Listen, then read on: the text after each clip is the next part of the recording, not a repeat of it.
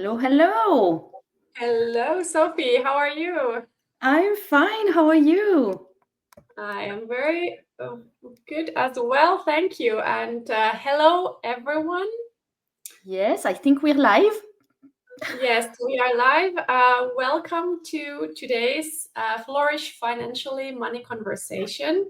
I'm Minna, and I am very thrilled to be here with Dr. Sophie to discuss the topic that is so interesting and so intriguing: financial freedom. So, thank you very much for joining us today. Yes, thank you, Minna. Please call me Sophie. It's okay. I think we've known each other for a while now. So, yes, indeed. We've been doing that for a while now, and I'm a life coach specializing in positive psychology, emotional well being, and financial empowerment. And together we're working on the relationship with money and how to build a financially flourishing life. And the question that we wanted to talk about today and that we've been pondering about is financial freedom just a dream? Or can it really be your reality or our reality for that matter? We don't want to divulge too much, but spoiler alert, it is actually achievable, we believe, with the right mindset. And it's also about strategies and about commitment. So that's what we're going to talk about today. I'm super excited. Exactly, very good. Yes, indeed, financial freedom is something that can really transform not just your finances, but your entire life. And today we're going to explore what it means, why it matters, and also how you can take actionable steps towards achieving it. And those of you who are new to our community, also warm welcome from my side. Indeed, Flourish Financially is the community that we have founded together with Sophie. The purpose to empower women on managing their finances confidently. And if you don't know me already, so I'm Minna Schmidt, financial coach, focused on helping women to build financial freedom and security. So let's get started, right? Our first topic of the day is defining financial freedom. And maybe just a quick note, if you are online following us live, you can use the comments to get engaged in the conversation. It's nice if you want to say a little hello to us in the comments, and we will then see them here in our studio once you're doing them. So feel free to ask us questions or engage anything that would be really nice to hear from you. Yeah, that's the way we stay in touch, because it's not a typical webinar setting, so we won't see your beautiful faces, but we can read your wonderful comments. So don't hesitate. Exactly. So let's start with defining financial freedom and what it means to different people. So, of course, it means different things to different people. For some, it's about being able to choose whether you work or not. For others, it may be about flexibility to be able to pursue their passions or maybe entrepreneurial plans without having to worry about money. And I think at its core, it is about the ability to make your own life choices without being stressed about the financial impact. Very powerful definition, I think. And it also shows a very important point, is that actually many people believe that financial freedom is only attainable to those who have a high salary, or they get very lucky when they're making investments, for example. But what we're seeing and the way we approach financial freedom, that it's simply not the case. Actually, you, no matter what is your starting point, you can take some steps, and anyone, we believe virtually anyone, can take a move closer to financial independence. Absolutely. And probably the biggest misconception is that working harder and earning more will eventually make you free. But the truth freedom, of course, is not something that you reach someday in the future. It is a mindset, and it's a way of living in a way that it starts with intentional choices, clarity about your values, and focusing on what truly matters in your life. And so we're getting a few hellos by now, so I guess the common function is working quite fine. Hello, Begonia. Minna, and we're having a thank you message already. Well, stay until the end. There's more to come. Thank you already for your present. And hello, Katrin, as well. Very nice to see you here. And Yeah. Gala as well. Thank you. So much. And Sarah too. Hello, hello. Very nice to see you here.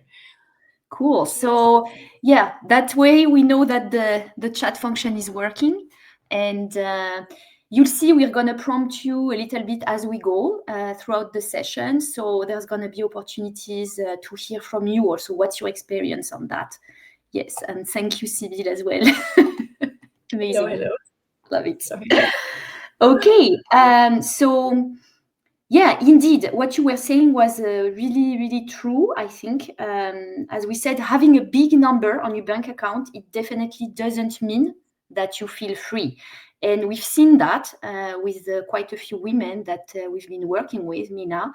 And we know, perhaps you know as well, some people around you that have probably significant wealth, but maybe they have less freedom because they become somehow trapped in the fear of losing what they have accumulated. So to us, really, it was about like financial freedom is not about reaching a magic number, although we'll see that there are certain steps that you can take, and there are very pragmatic things to do, right? It's not just about waiting for it, but it's more about also cultivating a mindset that allows you to feel empowered and secure. And that would be regardless of your financial situation. So, and yes, what we wanted to do now is also a bit share. I mean, Minna, how was it for you actually? What has financial freedom meant for you personally, you think? Yes, well, it's a good reflection. So in my earlier life, I think I was very career focused. And I thought that the way to be financially successful is to get first a top-notch education. After that, get a great job, demanding job, work hard, achieve rewards through that. And that's kind of what I did or tried to do. I got an MBA. I worked in management consulting. I thought I was free as I was kind of flying, to new challenging project in a new city. I did have a great income, but I wasn't free. All my time was spent on working, even on holidays. I always had my laptop along and ready to go, when the phone call came, jump to the next thing. And I was really exhausted. I ended up being very close to a burnout. And eventually I took the decision to jump into entrepreneurship. And that was so much easier to do thanks to my financial reserves and, of course, good financial planning. Sure, it felt really scary, right, to say goodbye to my regular paycheck, but I knew that I could manage it somehow. And for the first time, I felt truly free. I was exhilarating. And nowadays, I of course, I still work hard. I'm super passionate about what I do, but I do it because I love it. I get to choose with whom I work, when I do it, how I do it. And I also take now the time to recover. For example, I travel about 12 to 14 weeks each year, and that's my freedom. But what about you, Sophie? Yes, I can resonate with definitely some of that. And for me too, I would say financial freedom has been closely tied to a sense of personal choice and also the autonomy, right, in taking this choice. When we were preparing this conversation, what this made me do was really reflecting. And I remember the very first time I thought about this feeling of freedom. So it was not necessarily linked to money, but it was about freedom. And I recall that moment vividly. I was 19 years old, and I was traveling to Poland for an internship. And I was transiting through Germany. I was standing alone on this station platform, waiting for the train to take me to that destination. And I had this sudden realization that I could decide right there not to get on the train. And in that moment, really, it made me feel I'm so free. I can go wherever I want in the world. I'm free to decide. And this freedom to choose for myself, it was really, so it was not about necessarily having endless resources, right? But it was really about having the agency to decide the next step. So for me, this memory stayed with me. The feeling, bon, it didn't stay because it goes through life, and I guess feelings are a bit more fleeting than that. But in fact, what it's making me feel now is also that there have been moments where I was so unhappy because I didn't feel free, I felt stuck. So that capacity to decide, and I relate with your comment on becoming my own boss and feeling that I have really a sense of freedom to choose on what I'm working, on what I'm spending my time every day. And it's super exciting, right? Like Flourish Financially, obviously, is a very amazing project. I'm also mindful not to get too carried away and overexcited to explore every new opportunity. So we'll see. In freedom, in many other things, it's about balance. So I guess, it's something to cultivate. But having that freedom today is really amazing. I love that. Freedom is like such an important value for me as well. So let's ask now our audience as well, the people who are online. What do you think? What does financial freedom mean to you, or what could it mean to you, right? What are some of the elements? And we've seen that this could be also a reflection on freedom in general, perhaps. Like in my case, what it made me realize is how this could apply to finance too, right? This autonomy of choosing how I spend my time without, as you said in the definition, right, Minna, without being too crazy stressed about my financial situation when I'm doing that. Really providing this sense of financial freedom in a way. Yes, it's so special, right? For every person. Also, for a lot of women that I work with, it's about first step is kind of about working less or having more time for yourself. We're also busy, right? So you can claim more space kind of in some ways to yourself. For some, it could be also about pursuing their dream or their passion. And I see here comments. Maybe freedom to pursue my interests. Yes, absolutely. I relate to that so much. I mean, for me, is my favorite word, I think, when I hear somebody saying something interesting or commenting that what we're doing is interesting. It's like a buzzword. So really, this stimulation. It's lovely, but so the freedom is definitely something. But it could be also about peace of mind, right? Not to have this anxiety or fear ever again in your life.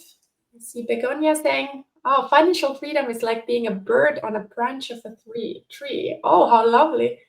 Indifferent about the branch breaking and trusting its own wings. This is almost poetic. I love that. Thank you, Begonia." I love also this one because it's about this independence. It's like this self-confidence, knowing that you can take care of yourself. So yes, absolutely. And we have Catherine, freedom over my schedule. Yes, that is absolutely one of the key things as well. Not worrying from Manuela. Hello, Manuela. That's a very nice one as well. Not to have to worry about it. Just taking that anxiety away. Let's see, Gala. It is a way of life when you decide what to do, with whom, on what conditions. I fully agree that it is a mindset. It is a feeling of being in charge of your life, your emotions, communication with others. You base your choices based on your I mean, Della, you should come with us to the money conversation stage. Immediately to Flourish Financially. We love this perspective. Yeah. And Maya, the autonomy of choosing what to do without the stress of the financial return. Yes, absolutely. It's a lot about that in some way, right? It's the autonomy of your time, of what you do, right? Yeah. Sibyl, feeling free and not worrying, having more options, being able to connect with people when and how they like. Yes, choosing to spend your time, not being constrained as much, all of these things. Wow, thank you. I mean, you ladies are super inspired. We get another comment. That's amazing. Flexibility. And Patricia, Flexibility. aligning finances to my life's purpose. Yes, beautiful. Love that. Very good. Super good. So, we love those comments. That's so wonderful. Let us then go to the second part, right? Yes. So now we said let's talk about a time-tested recipe. Yes, that's the recipe that we've concocted for you at Flourish Financially for building financial freedom. So it's going to give you a taster of what it could be like. It's simple, but it's really powerful.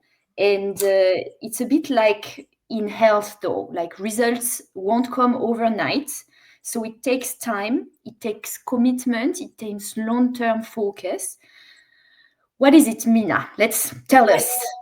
Let me see if I can just put it here on the screen as well. Hopefully that's... Yeah, I think it's on the screen now. It should be visible, hopefully, for you on the screen now as well. So yes, it is this very old-fashioned recipe, or good old-fashioned recipe in a way. I don't think we can claim that we have invented this entirely because those are time-tested principles, but I think it's a way to present it as a structured process, and I hope that's interesting and valuable for you. So the recipe has 4 steps.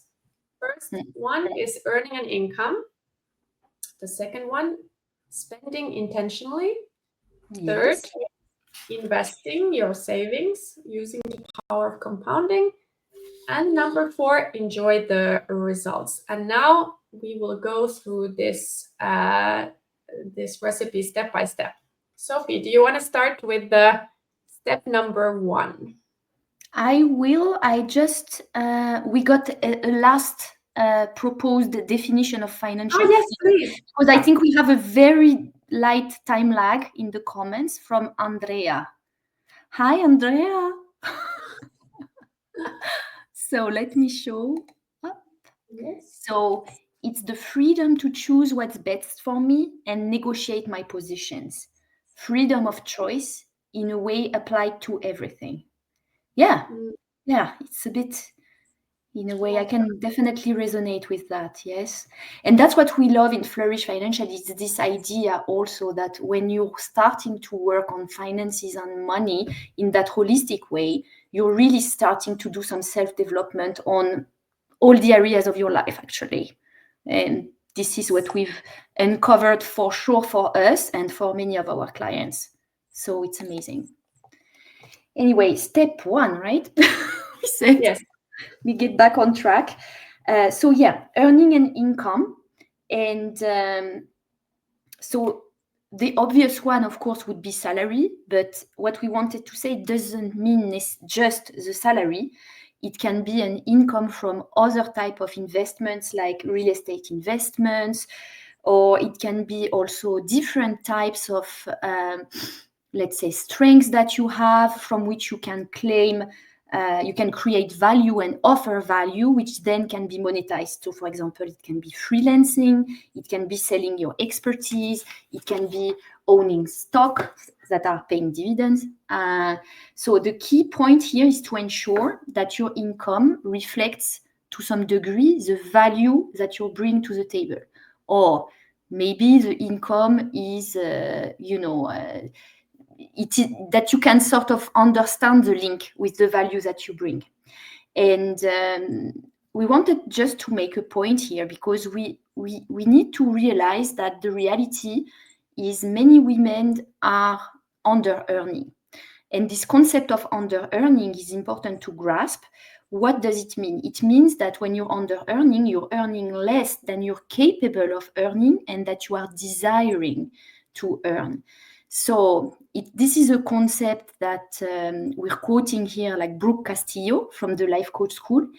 But what is really important is to recognize for ourselves whether or not at a certain point we are under earning. Because if we are, is really going to create a lot of friction in our life. We're going to use a lot of our energy, not necessarily in a positive way. And we need to know, and that's also why we're here with Flourish Financially and to talk about it, that it is possible to earn more. So actually knowing for ourselves whether or not we are under earning is the first step, and then discovering possibly what's in the way. Why is it happening like that? Or how could we be earning more? And very often there are some like mental blocks that we have absorbed along the way that are the reason why we are under earning. Yes. And once you start exploring this, there are, of course, so many ways where you can earn more when that's what you want. I mean, of course, it starts with negotiating your salary, as you mentioned, doing additional things like consulting. And the point with earning an income is that there is no upper ceiling kind of to earning more. Whereas if you're talking about spending, there is a limit to how much you can shape that. And also at some point it starts to limit your life quality in some ways. But earning more, it has also kind of the potential to scale up. Let's say you can invest more also into your skills, your well-being, but kind of you have to take awareness of this first. Like you said, Sophie, you need to kind of decide what is the number that you want to earn, Yes. and then start working towards it in a systematic way, right? It doesn't usually come just without working on it or asking for it, let's say. Yes, absolutely. And another important point is also why, why do we want to be earning this income for? Because we're talking about step one and earning an income. To us, financial freedom is really not about accumulating wealth for the sake of it. And I think it's the same for most people. It's about really creating options for yourself. So it's important, just as we're saying sometimes you should align your spending with your values, it's a bit the same. You should try to align your earning to your deeper goals, and try as much as possible to think about it in terms of what's the purpose of all of this. And if you have this purpose very strong and where you see you can create value, it could be a way to also realign where there are opportunities to create this income. So let's move to step 2, Minna. What do you say? Let's do that. Step 2 is spending or spend intentionally. Yes. What does this mean? So this means spending in a way that serves you well, while at the same time allowing you to kind of save a part of your income. When people talk about expenses or spending, they immediately think about deprivation, but it's not really about that, right? It's not for saving for the sake of saving for the sake of saving, but it's about being mindful of where your money flows to, where does it go, and then aligning the spending with what truly matters to you. First thing probably is to build awareness. Mm-hmm. Have you ever looked at where does your financial flows, where does the money go, right? For example, do you have a very high level of fixed costs? So where you spend on things like rent or insurances, a lot of money, so a lot of high fixed costs. And this may be one reason that can make it challenging to allocate enough money then to investments.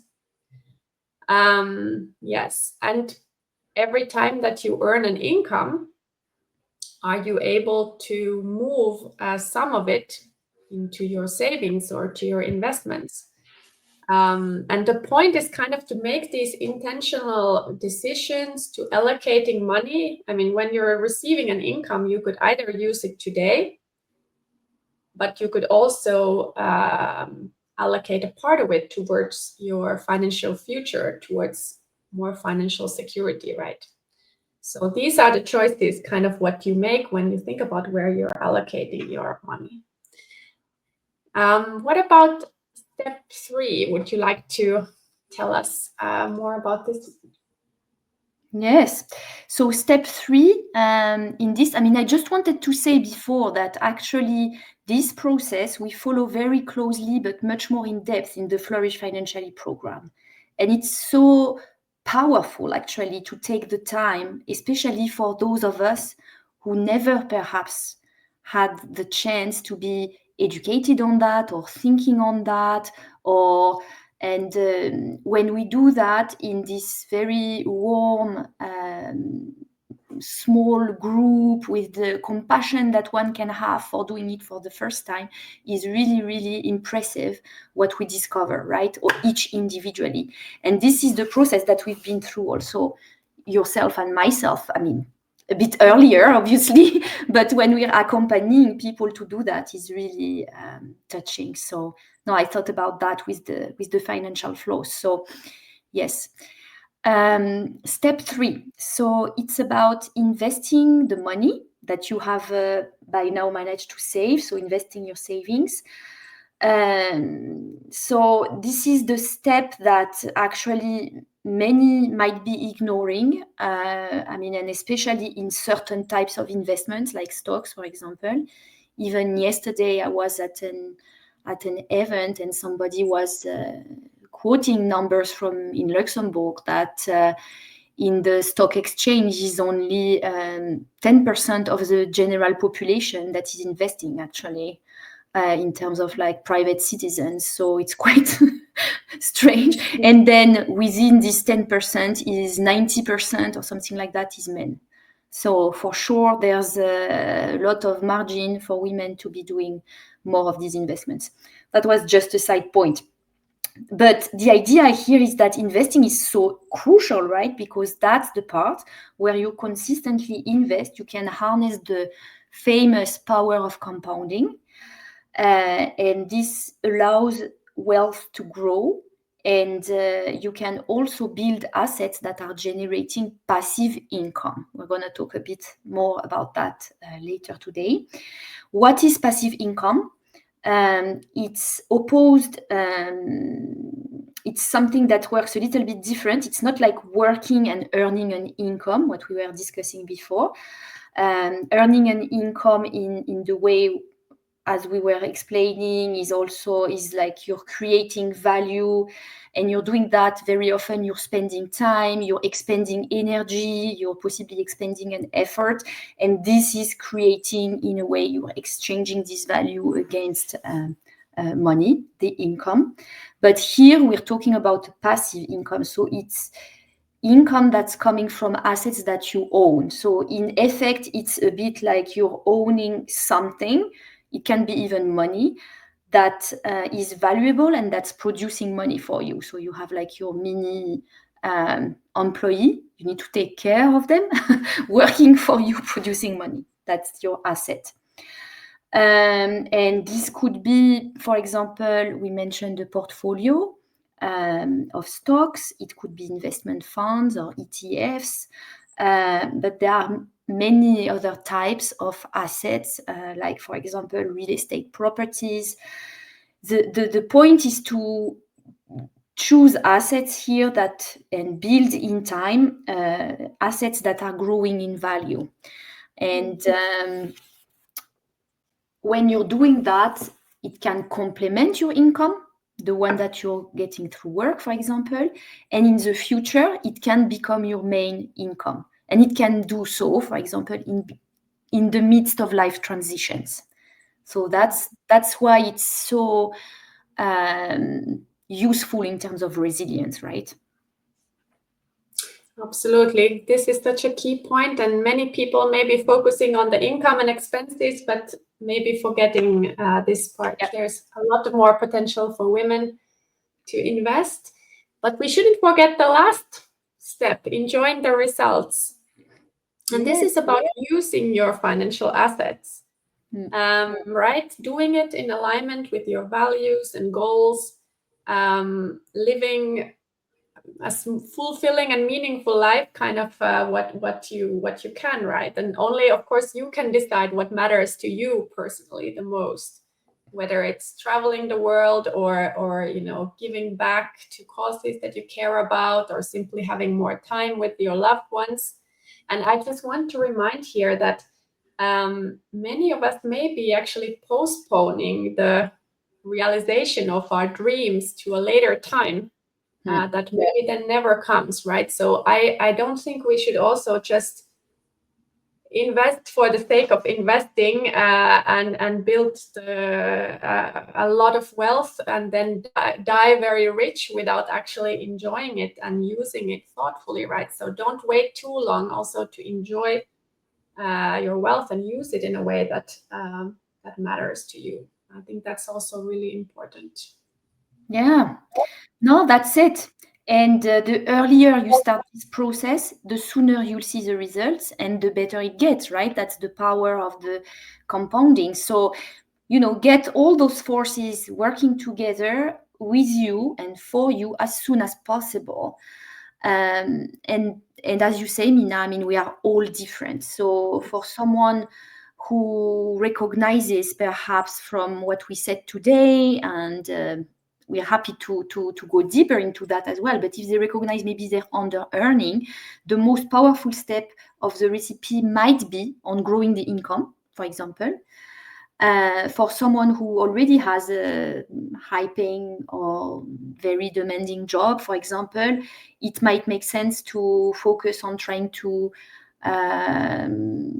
not earn more, but instead intentional spending maybe, or accelerating the pace of investments.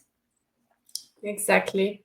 And I'm going to open to poll here for participants. Maybe if you just think about your own life, if you want, what do you think, what step or which steps might be the most important one for you? And you can write in the comments if you have some thoughts about this. We would love to, of course, hear it. And of course, remember, financial freedom isn't just about accumulating wealth. It has this benefit of feeling more secure, feeling more empowered with what you have now, and kind of embracing your own story and trusting that you are already on the way there. So what about you, Minna? Which one of the steps is more? Yeah, I mean, to be honest, all of them are so powerful. Really, all of them. I regularly try to do work on. I mean, I'm obviously a big fan of investment, so that's maybe the most natural one. But right now, I'm also really focusing on step one, on the income side, and to a certain extent, step 4 as well. What about you, Sophie? Yeah, I mean, well, we're reflecting right on the 4 seasons to flourish financially. So I was, this it is almost like you can turn. Yes, you can, as you said, like reinforce each pillar in turn.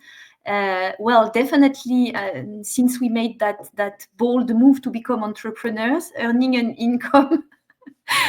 When you're leaving certain corporate jobs, it becomes it's quite something interesting to get the income in a very different way for me in terms of mindset and really the creation of value. It's such an interesting journey, right, that we're on together. And also in terms of investments, I'd like to diversify a little bit what I'm doing. So yeah, these two. Oh, we started to get some interesting comments. See what people say. Yeah. Patricia, strengthening step 2. So spending Yeah. intention. Very good. Yeah. That is a Yeah, very because good. with step 2 is really something. I mean, there's something about in the way we live, and also, I mean, I'm not saying it's Instagram. I'm not even on Instagram, so I wouldn't know. But this idea of keeping up with the Joneses, right? I mean, there's a lot of like pressure. I don't know if it's FOMO or something else, but this idea that we need to spend on this, you need that, you need that. There's a lot of discourse around. You deserve that, yeah. Mm-hmm. Yeah, so it's it can be something really tricky, yeah, to maintain, definitely. Yes, and Manuela saying as well, step 2 is the challenge choosing between today and tomorrow. Yes, so those choices, right? Yeah, indeed. And of course, we have some phases in life also when we have, for example, children, when we are, I don't know, supporting family members. We don't always have as much flexibility in every life stage, right? So everyone's situation is unique, of course, but even small steps here really do compound. So even if we're not talking about necessarily big amounts, doing the work and setting the habits really helps. So that's what we're going to talk about for the passive income part. And let's see, sorry, Begonia. It is in parallel. Yes, life transitions was important for me. I stayed in a toxic marriage long, unsure of my real financial freedom. Yeah, very excellent point. And it's true that it's not just for women that there are life transitions, right? But in a way, and now the numbers are showing it, it makes women, on average, more fragile than men financially when these transitions occur. And toxic relationships and divorce are one of these transitions that, if we think about it, it's always an individual story, but it's also quite common in terms of happening to a lot of people. So it can be, and it's something where, again, statistically, the women end up with less, they are less financially well off from this. As we were seeing also when we did a bit of research, can be the same with other things like even inheritance and this kind of thing. So it's a bit of a discrepancy that is going on there. And I guess that having the possibility to know where you stand in terms of financial freedom can make a huge difference sometimes. Absolutely. And let's see, Gala, all 4 steps are really interconnected. Yes, holistic approach. I think so. Once you start focusing on it, like a lot of things start happening all across this 4-step process, right? So couldn't agree more. And Catherine, step 3. So the investment one, yes, building your investment portfolio, managing them well. This is great. Yes, indeed, a lot of women maybe ignore this one or do it only at a kind of minimum level when actually they might be leaving opportunities on the table to really build their financial freedom portfolio. So this is a really good realization.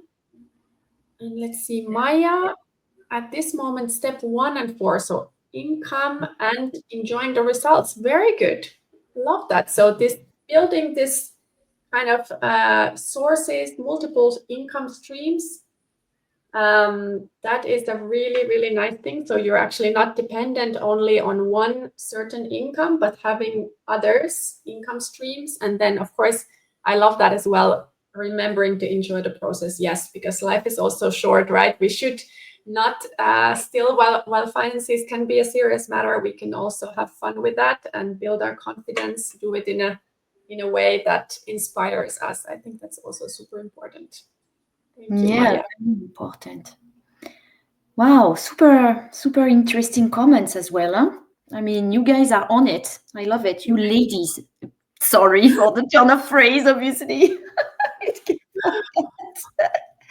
So, let's move on to the next part.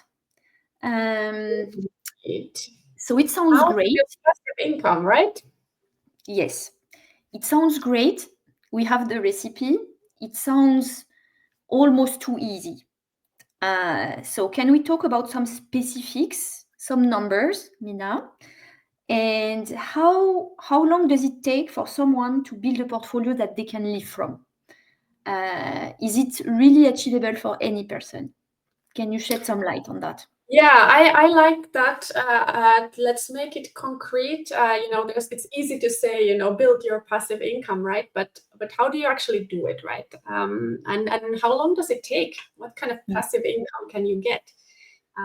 So of course, there are a few key factors that influence it, and the main things that influence it are, well, number one, how much are you able to invest? So the amount you can put in your portfolio. The second one is what kind of an investment return you are going to be earning on these assets or these investments. And the third thing is also how long time do you have for the investments to grow? Because you also need the compounding effect to take place, right? The famous effect, and it does take some time to get there. And maybe to add to this, the three things are the main ones, but when you're talking about investing, you also can't forget risk, right? So when you're investing, you're also taking a risk, right? So it is just something to keep in mind. When you want a return, you also have that risk as a part and parcel of the thing. But let's go through some numbers. Do you have a specific case in mind that we should maybe go through it? Yeah, okay. So let's say I've got this friend. We have no one, I think, here that we have seen. Maria. So Maria, my friend Maria. She's 40 years old, and she has some cash on her bank account or her like accessible savings, let's say 50,000 to invest. So she could be investing that. And she could start to put perhaps, what do we say, 1,000 into her portfolio each month. Okay, 40 years old, she can start 1,000 per month from now on. So tell me, how does it look like? Very good. So we know the facts, right? How much she has as a starting portfolio and also the regular monthly investment. That's great. Sounds wonderful that she can do this. Now we need to assume what kind of investment return she's going to earn on this asset. Okay. Let's use in this example a return of 7%. I'm using that because that's often used for a stock market investment. If you look at the historical world stock market index, it has produced around more than 8% per year on average over the past 50 years, actually. But that sounds wonderful, right? But yeah, that these are, of course, stock market returns, which are highly volatile. On the short term, they will go, up and down. There are both positive and negative periods in there. But over the 50 years, if you kept your money there for 50 years, on average, it would have been over 8% return. But with this high risk level, the volatility. Okay, but let's say Maria, she's actually really investing for the long term, for the rest of her life. Let's say she wants to start using her investments in 20 years from now. So she's 60. Yeah. And then rely on them for the rest of her life. And that's why she said, okay, fine, I'm fine with the stock market risk. So I'm gonna do that and invest. Yeah. Okay. So Maria keeps on investing into her portfolio regularly. Tell me, when and how does she start to enjoy her financial freedom? Yes, well, Maria, of course, she can decide, when she wants to use and how she wants to use that portfolio. It might be, so she keeps on investing. The money is growing there depending on the market performance. But when something comes up in her life, for example, she needs a career break, or she wants to do something special to pursue her dream, I don't know, some crazy travel that she always wanted to do, then she can decide to take some money away from the portfolio and use it, while always letting the rest stay in the portfolio and continue the compounding, right? So she only takes out what she needs. But let's say if she doesn't take out any money, she just simply keeps on investing and letting this compounding to work. And with these simple assumptions, her portfolio, so in 10 years' time, when she's 50, she would have about 270,000 in there. And if she still goes on another 20 years, so when she's 60, she would have a 700,000 portfolio. Thanks to this compounding, the growth accelerates over time.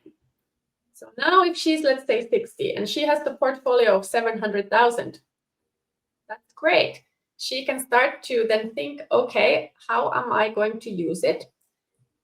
Either she could say, I want this portfolio to really last for the rest of my life. So I'm not going to take too much per year. I'm going to keep on taking maybe, 3-4% of the portfolio each year.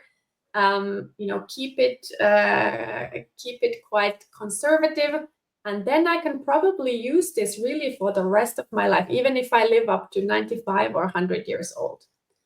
Or she could say, no, I'm going to take more each year. I'm going to take, let's say, even 100,000 from it each year. And if she does that, maybe she could do that for quite a few years, but eventually then her portfolio would run out because that's a big percentage of the portfolio, right?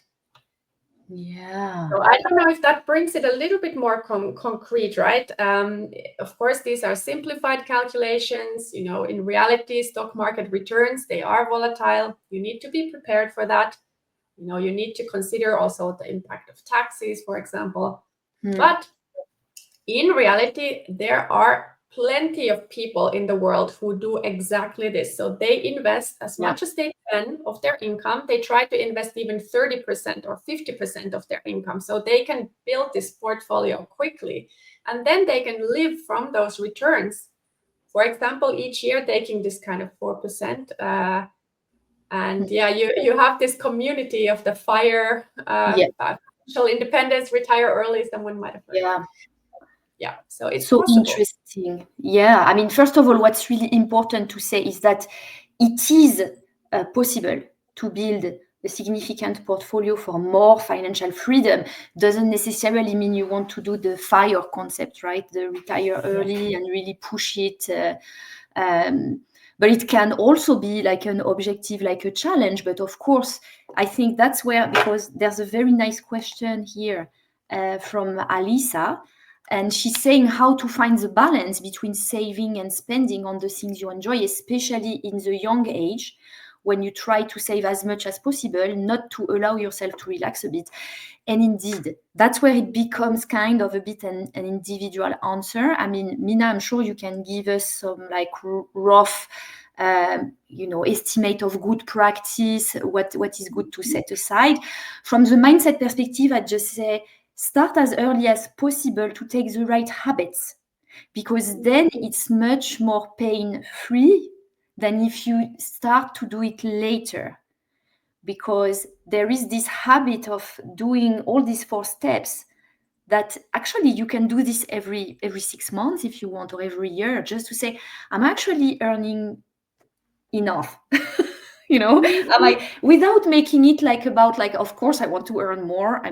Not necessarily. I'm not saying this should be the answer, but to revise that. So, and yes, Minna, what would you say? Yeah, I love this, Alisa. I think it's a really good point. I mean, in general, you can think about the amount that you invest also as a percentage of your income, for example. And a good kind of, all lives are different, but let's say a typical kind of basic rule is if you can invest 10% of your income, that's mostly possible for most people, right? Maybe not for everyone, but mostly yes. And then that is already meaningful, right? But if you're earning, let's say you're earning 10,000, great, and you're investing 100 per month, it's not very meaningful. It's not 10% or more. I want to say to that, Alisa, because you're asking about the young age. At the young age, there might be things where the investment return is actually quite high from you, from education or from experiences as well. Those can be always also in a way considered as investments, because when at that age you're actually getting those experiences that might not be even possible for you to get anymore at a later age, when you're maybe with family or other things in your life. It can be meaningful when you're young also to not just save super much and constrict yourself, but also do these things that actually have a compounding effect on your skills, on your confidence, on your network, right? So those are also important. And that's why it's so interesting also to take the long-term horizon, right? That's something we try to do also in the Flourish Financially program with the different ladies that are that are joining in the group, and then we see that at different ages we will plan differently, but always taking the long term as well into account. I mean, even the example that you gave me now, it's a lady 40 years old, and I'm thinking, well, it's 40, you've already like not started so early, right? But the results are already very impressive, I would say. Can make a huge difference in your life when you get to the older age. So, that's one thing. But on the other hand, as you say, and we've had that conversation before, it's never too late, right? So it's like, really, again, let's start, right? It's the point. And I mean, it of course, I mean, this is something that doesn't come overnight, right? It's true, right? This example of Maria, she made it a habit to save. She invested every single month, right? She kept at it for years. She built a habit. She did she always allocated every income that she put immediately something to her future, right? And so it does take focus. I'm not discounting that at all. And of course, there will be periods in your life when you maybe need to take a pause in your investments. That's normal, or you need to use money from your investment portfolio. But if you keep on coming back and investing, doing the work, the results will be there. And even if it's not available for you to reach this like full financial freedom where you can only live from your portfolio, it's maybe not possible for everyone depending on your life situation. But anyways, it's very valuable to have it. It can still help you to be much more resilient or have extra reserves, be independent, right? All of those great things.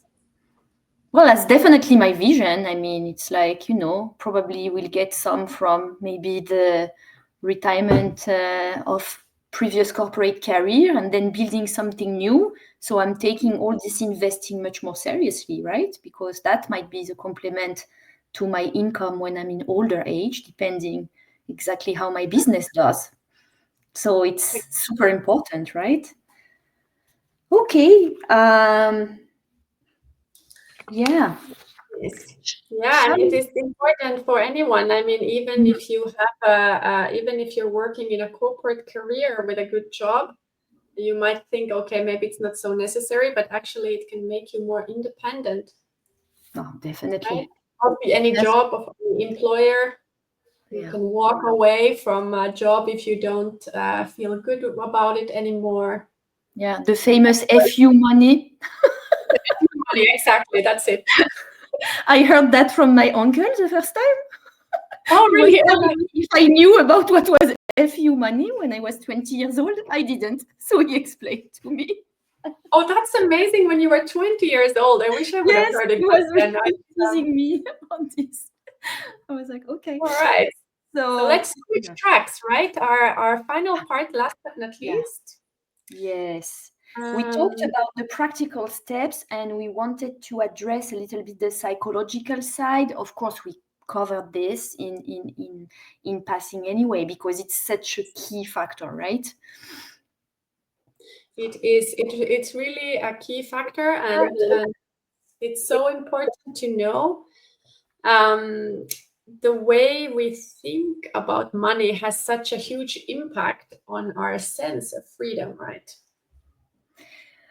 And we go back to that wonderful sentence that it all starts in your thoughts, but that's so true. So that's the thing we wanted to reflect on a little bit today. And we've encountered these very interesting perspectives that actually many of us project qualities, because it can be sometimes things that are negative, but many of us project positive things, qualities like security, like power, like self-worth onto money. And for example, we may tell ourselves things: once I have enough money, I will feel finally secure, or I will feel free, or I will feel powerful. Or once I reach a certain goal, that's it, I will be free. The truth is, this feeling don't come from the money, from having achieved the goal, but they come from within. They're coming from what we think about that number, about that achievement. And that's the model, yes, that we've been talking about with cognitive behavioral psychology. We use this model also in the program.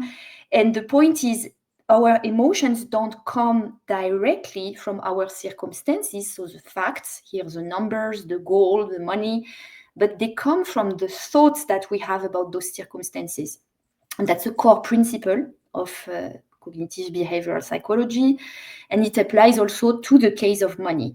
So money itself would be a circumstance, so it is neutral in a way, but we, as humans, we attach meanings and we project our emotions onto it, whether that's security, power, self-worth. It can be many things, and also negative ones sometimes. And what happens is that these projections are shaping the experience that we have of financial freedom. Wow, I see. I mean, this makes so much sense when you explain it like that. And I've definitely seen that in my coaching. Like people's feeling of freedom is not linked to the number on their bank account. So some people who are really well off, kind of objectively speaking, actually nevertheless feel quite anxious and insecure, and vice versa. There might be someone, who maybe doesn't have that big of a number on the bank account, but they feel quite secure from what they have built for themselves. So it comes from a place within. Do you feel this security or insecurity? But probably a lot of us are still wondering, how can we really get started on entangling all these beliefs and emotions and try to kind of put this all in some kind of order, if I may say so? Yeah, well, we can share today, for example, one perspective on that, and it's true that it can require a bit of in-depth work, right? I mean, psychological work doesn't mean you need to go necessarily to financial therapy, right? That would be more if you think you're really going through a disorder almost. Huh? But if you are like thinking to seriously review your relationship with money and make it a new one, it can be worth to do the work, and it's the psychological work. So for example, with regards to these projections that we were mentioning here, and the example of freedom or another positive emotion, there's a very simple but powerful reflection exercise that I like to do, and that we propose also, I think, in Flourish Financially, the program. It's called with or without money practice. So it invites you to start by identifying a quality that you believe money will provide. For example, it can be security, it can be freedom, it can be joy or power, whatever. And then ask yourself, with or without money, how can I experience that feeling now? And try to identify what could give you that feeling, so you realize when you're writing, for example, mantras in the affirmative, you can realize that you can be free, secure, happy with or without money. So it's almost in several steps, right? I mean, you would first try to think about what could bring you that feeling, and then make the affirmation, I am free with or without money. And to realize that and really own it, it brings you the power back that it's not in the hands of the money to decide whether you are free or not. And Yes. a little twist on that could be to do it with negative things. For example, if you think money is evil and you work on embracing your own part of evil, with or without money. So that's like the counter example, but it depends which are the main projections. I think the one on freedom and security is a very common one. So you can start with that. I really love that, actually. And there's so, this getting to that level, like detaching that we need money to be free, or to be like, you still want to work kind of on that to make the right working for you, but at the same time you need to work on your mindset, that you don't attach your personal happiness to a certain number, or right, you can do it without as well.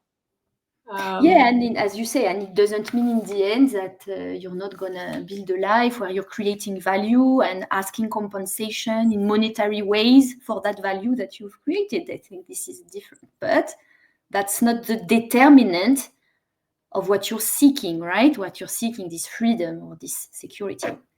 That's really important. Yes. Okay. So we are coming to the end. Yeah. Yes, so we are at the end, indeed.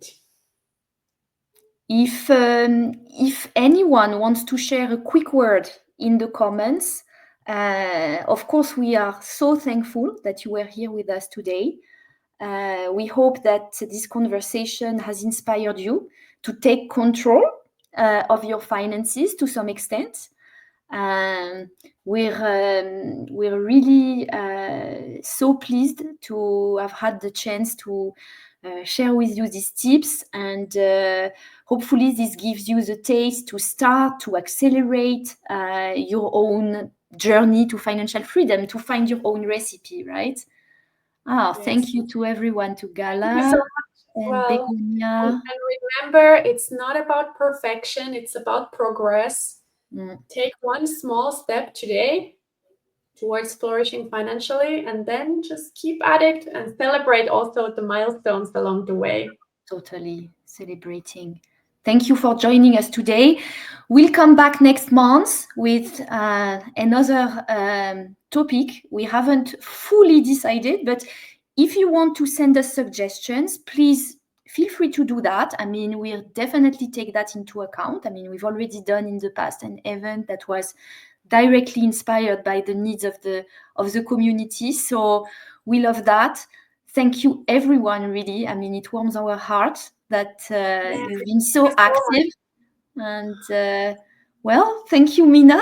It was a pleasure. Thank you, Sophie, as well. It was a pleasure as always. Thank you, everyone, for joining. We will look forward to hearing from you and keeping in touch. Thank you again. See you all very soon. Bye. Bye-bye.